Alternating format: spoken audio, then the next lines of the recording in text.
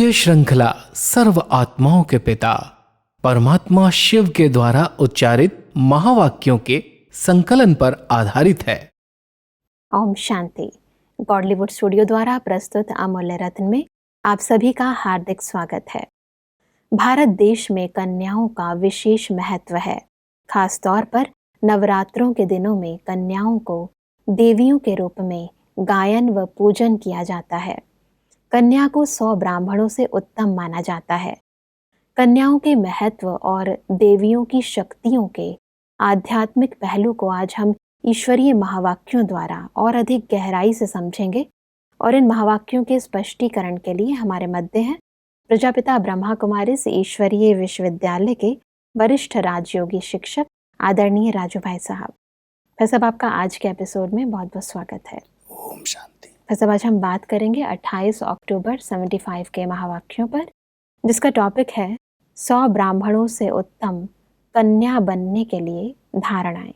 ऐसा परमात्मा कहते हैं कि सभी कुमारियों ने जो बाप से पहला वायदा किया हुआ है कि एक बाप दूसरा न कोई, वह निभाती हैं। इसी वायदे को सदा निभाने वाली कुमारी विश्व कल्याण के अर्थ निमित्त बनती है। फिर सब इस वायदे को थोड़ा स्पष्ट करें। वास्तव में संगम युग पर सबसे बड़ा भाग्य इस ईश्वरीय विश्वविद्यालय के अंदर परमात्मा ने कुमारियों को दिया है जी। और कुमारियों को परमात्मा पहले ही जब वो बाबा के बच्चे बनते हैं उसी समय एक संकल्प देते हैं, एक बाबा दूसरा न कोई, एक के सिवाय और किसी देहधारी में बुद्धि न जाए। क्योंकि कुमारी जीवन पवित्र जीवन है और अगर वो पवित्रता को कायम रखती है तो उसको अपनी बुद्धि की तार बुद्धि का योग एक परमात्मा से जोड़ना है। तो एक बाबा माना बाबा ही जैसे संसार है। संसार में 2 वस्तुएं होती हैं, एक व्यक्ति होता है और एक सांसारिक पदार्थ होते हैं जी। तो पदार्थ और व्यक्ति ये दोनों चीज़ें अगर एक में अनुभव हो रही हैं, सब प्राप्तियां एक से हम कर रहे हैं, तो हम कह सकते हैं एक बाबा दूसरा न कोई जी। और जब ऐसी हमारी निजी धारणा बन जाती है तो हमारी जो नेचर है, विशेष करके जो कुमारियों की पूजा या गायन उनका हो रहा है, उसका कारण है पवित्रता। और अगर पवित्रता को दृढ़ता के साथ वो सदा अपनाती है तो इस ब्रह्मा कुमारी आश्रम के अंदर उनको बहुत गोल्डन चांस मिलता है। वो टीचर कहलाती है, अनेक आत्माओं की सेवा करती है और सेवा करने के कारण उसको कहा जाता है ये 100 ब्राह्मणों से भी उत्तम है। अगर कोई कन्या ने 100 आत्माओं का कल्याण नहीं किया, उनको पवित्र और योगी नहीं बनाया, तो 100 ब्राह्मणों से उत्तम कैसे होगी जी। तो इसलिए कुमारियों को अपनी इस पवित्रता की बात में दृढ़ रहने के लिए बार बार ये स्मृति में रखनी है, एक बाबा दूसरा न कोई। कोई कितना भी पैसे वाला हो, रूप रंग वाला हो, सहयोगी हो, स्नेही हो, लेकिन किसी देहधारी में बुद्धि न जाए, एक में टिकी रहे, तो आदर्श ब्रह्मा कुमारी बन करके वो परमात्मा के कार्य में सहयोगी बन सकती है। परमात्मा कहते हैं कि कुमारियों का पूजन होता है। पूजन का आधार है संपूर्ण पवित्र। तो कुमारियों का महत्व पवित्रता के आधार पर है। अगर कुमारी होते हुए भी पवित्र नहीं तो कुमारी जीवन का महत्व नहीं। सबसे बड़ी मूल धारणा ही है पवित्रता की। जब वो इस पवित्रता का व्रत उसका खंडन होता है तो सबके आगे उसको शर्मिंदा होना पड़ता है। वैसे भी जब शादी हो जाती है तो उसके बाद उसको सबके आगे झुकना पड़ता है। जब तक वो शादी नहीं की, पवित्र है, पक्की अपने नियमों पर चल रही है, तब तक वो किसी के आगे झुकती नहीं है। सब उसकी पूजा करते हैं, उसके पैरों पर पड़ते हैं, तो पवित्रता की पूजा है। तो परमात्मा कहता है अगर इस नियम को दृढ़ता के साथ सदा काल के लिए कोई पालन करता है तो वो आदर्श ब्रह्मा कुमारी बनकर के परमात्मा के कार्य में सहयोगी बन सकता है। परमात्मा कहते हैं तो कुमारीपन की जो विशेषता है उसको सदा साथ साथ रखना, उसे छोड़ना नहीं तो अपनी विशेषता को छोड़ने से वर्तमान जीवन का अतीन्द्रिय सुख और भविष्य के राज्य का सुख दोनों से वंचित हो जाएंगे। ये दोनों सुख संगम पर हम अनुभव कर सकते हैं। एक तो अतीन्द्रिय सुख जो गाया हुआ है गोप गोपियों का, तो जब परमात्मा से सच्चे दिल की प्रीत है, एक परमात्मा, एक बाप, दूसरा न कोई, ये मंत्र पक्का है तो अतीन्द्रिय सुख का अनुभव किया जा सकता है। और दूसरा जो भविष्य पद का सुख है वो तभी हमें प्राप्त हो सकता है जब वर्तमान हमारा स्व पर शासन है। जिसने अपने आप पर शासन कर लिया, कर्मेंद्रियों पर शासन कर लिया और पवित्रता को अगर दृढ़ता से अपना लिया तो वो पवित्र आत्माएं विश्व महाराजन स्वतः बन जाएंगी। तो परमात्मा कहते हैं अतीन्द्रिय सुख और विश्व पद के सुख का अनुभव करने के लिए यही समय है। और इस समय दोनों सुख अगर अनुभव नहीं हो रहे हैं तो देखना चाहिए कहीं न कहीं पवित्रता की स्टेज में कमी है। परमात्मा कहते हैं कि ब्रह्मा कुमारी होते हुए भी सुनेंगी बोलेंगी कि अतीन्द्रिय सुख संगम का वर्षा है, लेकिन अनुभव नहीं होगा। जब सदा कुमारी जीवन का महत्व स्मृति में रखेंगी तो सफल टीचर व ब्रह्मा कुमारी बन सकेंगी। जब ऐसा लक्ष्य है तो कुमारीपन की विशेषता के लक्षण सदा कायम रहें, चाहे माया कितना भी इस विशेषता को हिलाना चाहे तो भी अंगद के समान कायम रहे।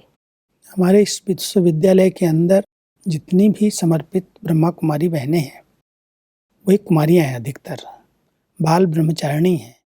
और वो बाल ब्रह्मचारिणी कुमारियाँ जब टीचर बनती हैं तो उस टीचरपन के अंदर ये विशेषता अगर सदा कायम है, किसी भी देहधारी की तरफ उनका झुकाव नहीं है, कितना भी स्नेही सहयोगी हो, कितना भी धन से मदद करे, हर विशेषता से सहयोग दे, लेकिन किसी भी देहधारी की तरफ आँख न जाए, एक बाबा दूसरा न कोई, ये पहला पाठ पक्का रहे तो ब्रह्मा कुमारी जीवन बहुत ऊंची जीवन है, आदर्श जीवन है और ये फाउंडेशन है। सब अनुभव कर सकता है, अतीन्द्रिय सुख की प्राप्ति कर सकता है, सेवाओं में आगे बढ़ सकता है।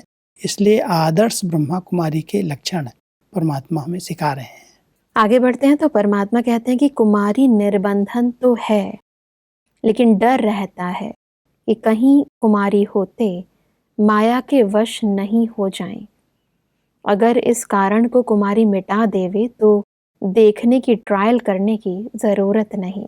यही डर रहता है क्योंकि शरीर के हिसाब से एक कुमारी जीवन में भय बना रहता है, क्योंकि आजकल की कलयुगी दुनिया के अंदर वातावरण ऐसा नेगेटिव है जो कुमारियों की, विशेष करके कन्याओं की सेफ्टी नहीं है।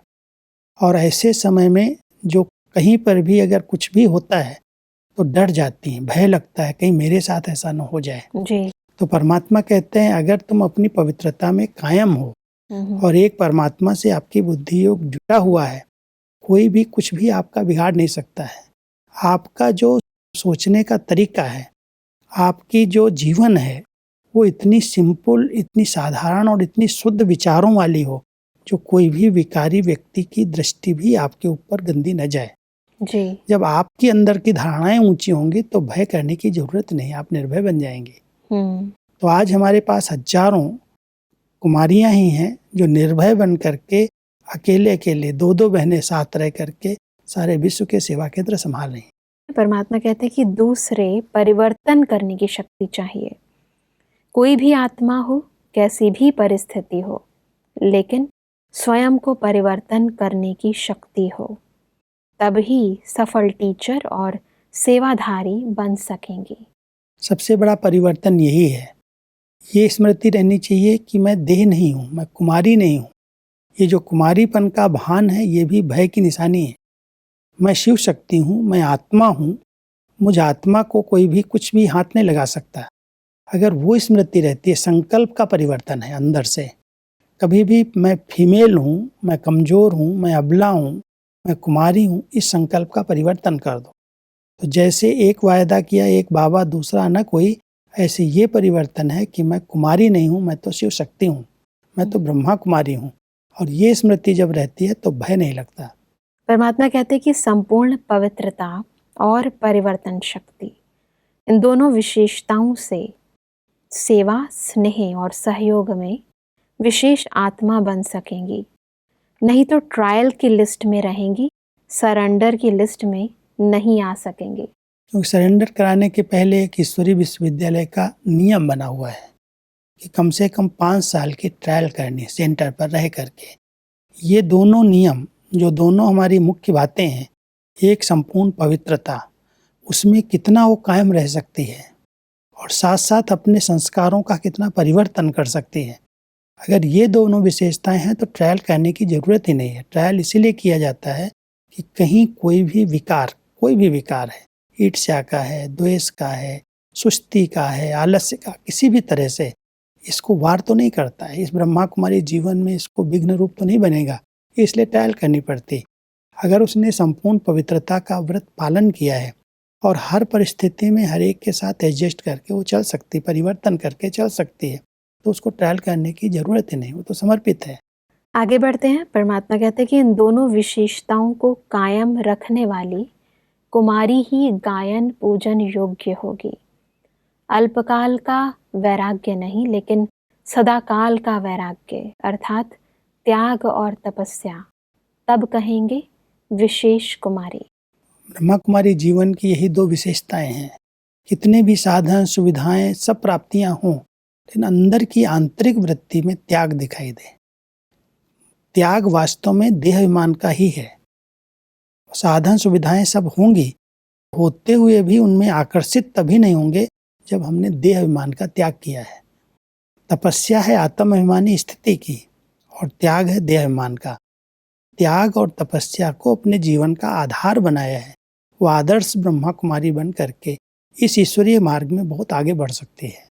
आजकल बहुत लोग ये चाहते हैं कि हम ब्रह्मा कुमारी बन जाएं, परंतु अंदर में वो जो बातें हैं जो कि परमात्मा चाहते हैं, त्याग की भावना, तपस्या की भावना, वो जब बातें आती हैं आगे तो फिर मन थोड़ा सा पीछे हो जाता है। कई लोग आजकल जो समर्पित नहीं होना चाहते कुमारियाँ, वो चाहती हैं हाथ में पैसा होना चाहिए, कोई पढ़ाई होनी चाहिए, कोई पोजीशन होनी चाहिए जो हमारी मान्यता होगी। लेकिन अगर देखा जाए जो शुरू में बहनें समर्पित हुई हैं, उन्होंने इन दोनों बातों की परवाह नहीं की जी। न पद पोजीशन की परवाह की, न पैसे की। आज वो सब प्रकार से संपन्न है, लेकिन उनकी धारणाएं, उनका त्याग अंदर का कि मुझे कुछ नहीं चाहिए अपने लिए, पैसा क्या करेंगे, पैसा तो अपने आप आएगा। जहाँ जरूरत है, आवश्यकता है, भगवान के बच्चे कभी भी भूखे नहीं रह सकते, बिल्कुल वो अपने आप करेगा। लेकिन आजकल की मनोवृत्ति ऐसी है कि कुछ होना चाहिए हाथ में, इसलिए वो समर्पित होने का इतना अच्छा भाग्य कई गंवा रहे हैं। बिल्कुल परमात्मा आवाहन कर रहा है ऐसी कुमारियों का कि बहुत सेवाएं रही हुई हैं और उनके द्वारा ही ये विश्व कल्याण का कार्य परमात्मा को संपन्न करना है। चांस है, लेकिन वो गोल्डन चांस होते हुए भी कई गंवा रहे हैं क्योंकि उनको पैसा चाहिए, पैसा दिखाई देता है। परमात्मा कहता है इस ईश्वरीय ज्ञान मार्ग के अंदर अगर कोई इस भावना से आता है कि मुझे परमात्मा के कार्य में समर्पित होकर के रहना है, कुछ नहीं मुझे चाहिए, त्याग के अंदर वृत्ति है, तपस्या जीवन है, तपस्वी जीवन है, तो उस आत्मा को सब प्राप्तियां अपने आप हो जाती हैं। बिल्कुल भाई साहब, और ये बहुत ज़रूरी है जानना, क्योंकि अक्सर लोग ये समझते हैं कि ब्रह्मा कुमारी बनना बहुत सहज है, तो उसके लिए बहुत सारी बातों का होना बहुत ज़रूरी है। ये जानना हर एक के लिए ज़रूरी तो है। नियम और मर्यादाओं में जो दृढ़ संकल्प करके चलते हैं वही सफल होते हैं, नहीं तो चलते चलते वो फिर दुनिया उनको आकर्षित करती है। और इसलिए परमात्मा कहते हैं कि कोई शिकायत किसी द्वारा न सुनी जाए, तभी कंप्लीट टीचर अथवा 100 ब्राह्मणों से उत्तम कन्या बन सकती है। बस अब आगे बढ़ते हैं। परमात्मा कहते हैं कि महाकाली स्वरूप शक्तियों का संगठन चाहिए जो अपने योग अग्नि के प्रभाव से इस वातावरण को परिवर्तन करे। बस अब इस शक्ति स्वरूप को थोड़ा और विस्तार से बताएं। वास्तव में जो देवियों की पूजा होती है, शक्तिशाली स्थिति की पूजा है, जिन्होंने असुर संहार किए, माना आसुरी वृत्तियों का नाश किया, तो कलयुग का जो पतित वायुमंडल है, वातावरण बना हुआ है, जब शक्तियां अपने उस स्वरूप में स्थित होती हैं, योग बल के शक्ति से संपन्न होती हैं, तो ये वायुमंडल परिवर्तन हो जाता है। कहते हैं महाकाली ने अपनी आसुरी शक्तियों का संहार किया, कोई भी असुर उनके ऊपर बुरी नज़र से देख नहीं सकते थे, ऐसी उनकी अंदर की धारणा थी। तो कोई हिंसक युद्ध नहीं किया, उनको कोई तलवार से या भाले से मारा नहीं, लेकिन उनकी ऐसी स्थिति थी तपस्या की, उनकी ऐसी अंदर की रूहानियत थी जिसके आगे कोई भी आसुरी वृत्ति वाला ठहर नहीं सकता। परमात्मा कहते हैं कि अभी तो ड्रामा अनुसार हर एक चलन रूपी दर्पण में अंतिम रिजल्ट स्पष्ट होने वाली है। आगे चलकर महारथी बच्चे अपने नॉलेज की शक्ति द्वारा हर एक के चेहरे से उन्हों के कर्म कहानी को स्पष्ट देख सकेंगे। जब हमारी ऐसी ऊंची स्थिति बन जाती है तो सामने वाली आत्मा किस भावना से, किस वृत्ति से, कौन से संकल्प लेकर के आई है, हम उसके चेहरे से परख सकते हैं कि इसके अंदर की विचार, इसकी भावनाएं क्या हैं। आज जितना व्यक्ति ठगा जाता है, धोखा खाता है, उसका मूल कारण है वो परख नहीं पाता। तो जब हमारी योग की स्थिति बहुत पावरफुल हो जाएगी, आत्मा दर्पण की तरह बन जाएगी, तो सामने वाली आत्मा भी अपने को देख सकेगी और सामने वाली आत्मा को हम भी पहचान सकते हैं कि इसकी क्या मनोवृत्तियां हैं और उससे हम अपने आप को सेफ कर सकते हैं। परमात्मा कहते हैं कि जैसे मलेच्छ भोजन की बदबू समझ में आ जाती है, वैसे मलेच्छ संकल्प रूपी आहार स्वीकार करने वाली आत्माओं की वाइब्रेशन से बुद्धि में स्पष्ट टचिंग होगी। इसका यंत्र है बुद्धि की लाइन क्लियर। जिसका यह यंत्र पावरफुल होगा वह सहज जान सकेंगे। वास्तव में मलेच्छ भोजन माना कोई भी ऐसी चीज़ें खाता है तो उससे अपने आप उसके शरीर से, उसके बोलने के समय, उसके वाइब्रेशन से बदबू जैसा आता है। कोई भी ऐसा व्यक्ति आएगा तो ऐसे लगता है कि जैसे वातावरण बिगड़ गया। तो परमात्मा कहते हैं जैसे मलेच्छ भोजन, गंदा भोजन खाने वालों से पता चल जाता है किसने ये खाया है। आज कोई शराब पी के आता है तो उससे वातावरण कितना खराब हो जाता है जी। उसकी बदबू जैसे फैल जाती है। तो परमात्मा कहते हैं जैसे मलेच्छ भोजन वालों का पता चल जाता है, ऐसे जिनके गंदे विचार हैं, अगर वो ऐसे विचार लेकर के सेंटर पर आते हैं, आपके सामने आते हैं, तो उनको पहले से पता चल जाएगा क्योंकि उनकी बुद्धि की लाइन क्लियर है, परमात्मा से जुटी हुई है। आते ही सामने से पता चल जाएगा इस किस भाव से यहाँ आया है, अपनी सेफ्टी कर लेंगे। तो परमात्मा हम सबको कहते हैं आपकी लाइन क्लियर होनी चाहिए। लाइन क्लियर है, विचारों में बहुत पवित्रता और शुद्धता है, तो अगर कोई गंदे विचारों से आएगा आपके सामने तो आपको पहले से पता चल जाएगा और आप सेफ हो जाएंगे। आगे बढ़ते हैं। परमात्मा कहते हैं कि शक्तियों व देवताओं के जड़ चित्रों में भी यह विशेषता है, जो कोई भी पाप आत्मा अपना पाप उन्हों के आगे जाकर छिपा नहीं सकती। आप ही यह वर्णन करते रहते हैं कि हम ऐसे हैं, ये स्वतः ही वर्णन करते रहते। तो जड़ यादगार में भी अब अंत काल तक यह विशेषता दिखाई देती है। चैतन्य रूप में शक्तियों की यह विशेषता प्रसिद्ध हुई है, तब तो यादगार में भी है। यह है मास्टर जानी जाननहार की स्टेज, अर्थात नॉलेजफुल की स्टेज। यह स्टेज भी प्रैक्टिकल में अनुभव होगी, होती जा रही है और होगी भी। बहुत स्थानों पर अभी ऐसे अनुभव होते हैं जो ऐसे शक्तिशाली स्थिति में रहती हैं। बहनें हमारी बहुत पवित्र विचारों में तपस्वी होकर के रहती हैं। उनके सामने अगर कोई व्यक्ति गलत भावना से आता है तो महसूस करता है और उसी समय क्षमा मांगता है, पैरों पर गिर जाता है कि मेरे से गलती हो गई, मैंने बहुत गलत भावनाएं आपके प्रति रखी थी, रियलाइज करता है। तो परमात्मा कहता है इसकी यादगार तो आपके मंदिरों में है। आज कोई भी देवी देवताओं के मंदिर में जाता है, उनके सामने ही जाते ही उसको अपनी सब कमियां रियलाइज होने लगती और मुख से वर्णन करने लगता है कि मैं तो नीच हूँ, मैं पापी हूँ, मैं कपटी हूँ और आप कितने महान हो। तो उसके मूर्ति के आगे जाते ही उसको अपनी कमी कमजोरी का वर्णन होने लगता है, निकलने लगती, दिखाई देने लगती।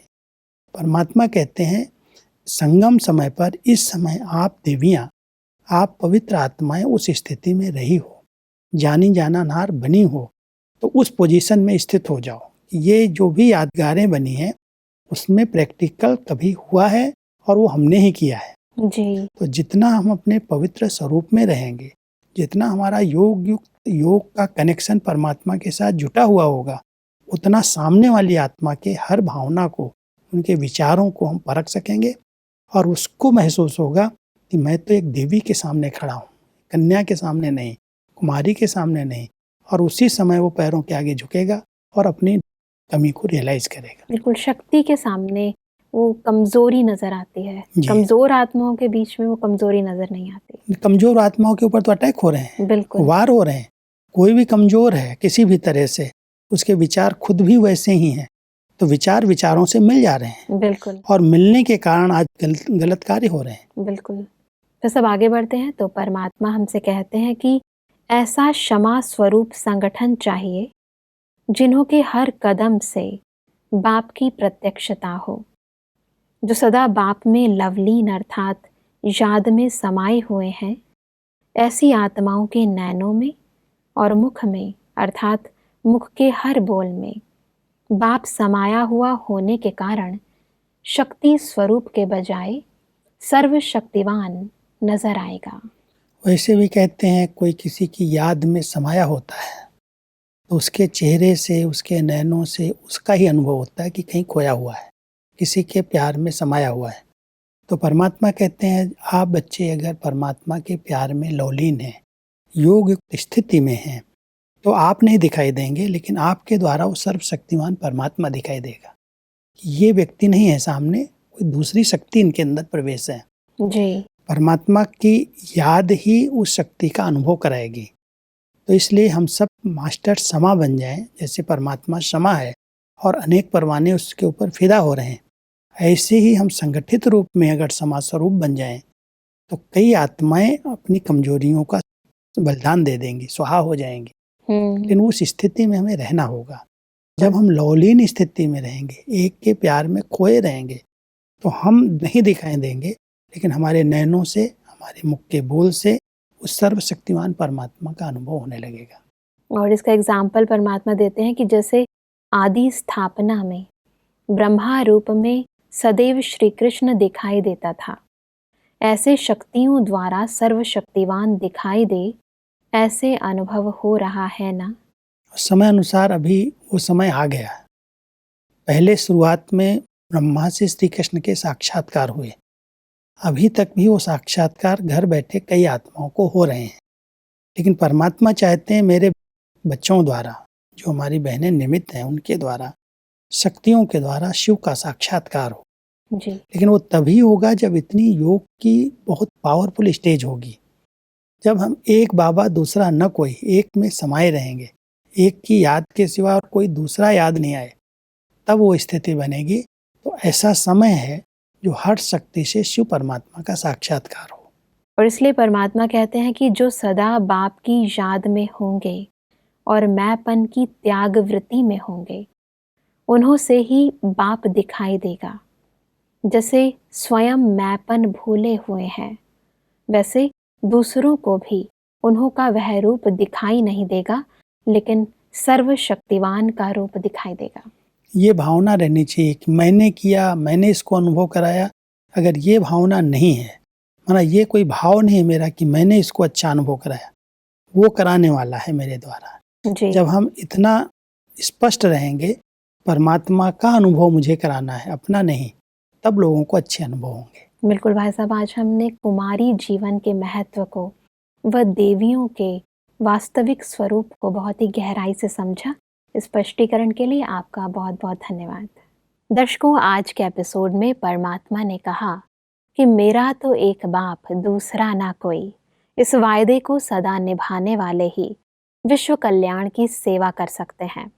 परमात्मा ने कहा कि संपूर्ण पवित्रता और परिवर्तन शक्ति ही सेवा, स्नेह और सहयोग में हमें विशेष आत्मा बनाती है। और यदि हमारे में मैंपन की त्याग वृत्ति है और हम परमात्मा की याद में समाये हुए रहते हैं, तो हमारे द्वारा परमात्मा की प्रत्यक्षता हो जाती है। दर्शकों, आज के एपिसोड से संबंधित यदि आपके मन में कोई प्रश्न है तो आप हमें ईमेल कर सकते हैं। हमारा ईमेल आईडी है amulyaratna@godlywoodstudio.org। अगले एपिसोड में एक और अव्यक्त वाणी के साथ आप सभी के समक्ष हम फिर हाजिर होंगे। तब तक के लिए लेते हैं इजाजत। ओम शांति। मुख्य सार: पूजन का आधार संपूर्ण पवित्रता। कुमार कुमारी होते हुए भी अगर पवित्र नहीं तो उस जीवन का महत्व नहीं। संगम के अति इंद्रिय सुख का वर्षा अनुभव नहीं होगा। एक बाप दूसरा न कोई, इस वायदे को निभाते रहो। संपूर्ण पवित्रता और परिवर्तन शक्ति, इन दोनों विशेषताओं से सेवा, स्नेह और सहयोग में विशेष आत्मा बन सकते हो। अधिक जानकारी के लिए संपर्क करें Amulya Ratan Godlywood studio, Manmohini Van, Shantivan post, Abu road 307510, district Sirohi, Rajasthan. Email ID है amulyaratn@godlywoodstudio.org। इस श्रृंखला को प्रजापिता ब्रह्मा कुमारीज ईश्वरीय विश्वविद्यालय के सेवा केंद्रों पर क्लास में नियमित रूप से चलाने के लिए गॉडलीवुड स्टूडियो से संपर्क करें।